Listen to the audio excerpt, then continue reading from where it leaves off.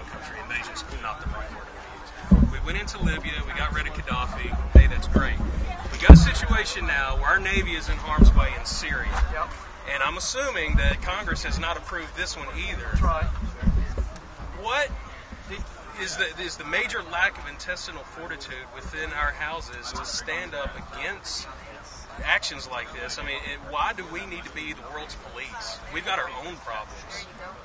Well, there's a lot of different things there, but let me throw a few facts in the mix. Okay, please do. Yeah. Let's take Syria is developing as we speak. So let's take Libya.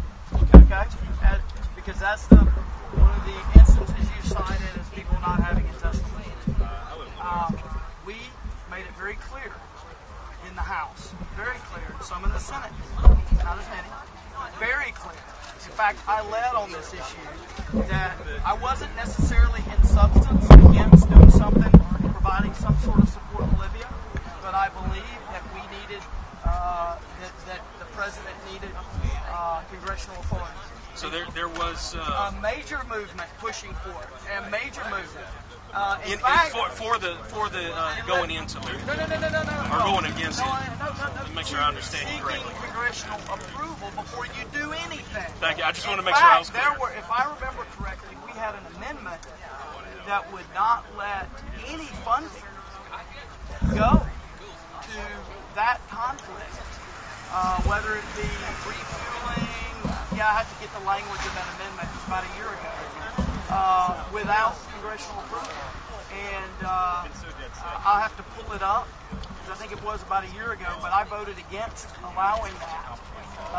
Because, look, and I said, look, if you look at the War Powers Resolution, there's really no way around this. Even if you don't believe it's a constitutional obligation, which I do, if you look at the War Powers Resolution, you believe that the president ought to be coming to us on this stuff. And let me say this. I served in Iraq. Regardless of what you think of Iraq, regardless of what you think of Afghanistan, we saw Congress consented or assented to those actions through the process. So following the process, it's like with the change of Obamacare, where the president, head of this country's already rotating around the crowd. We have different agreement on that. Their president realized what a burden it was. He postponed it unilaterally for a year, the employer mandate. I think that was illegal. I agree with the conclusion, which is to provide relief. That's why I introduced it in the bill. My point is, just because you're against unilateral action doesn't mean you're against the action.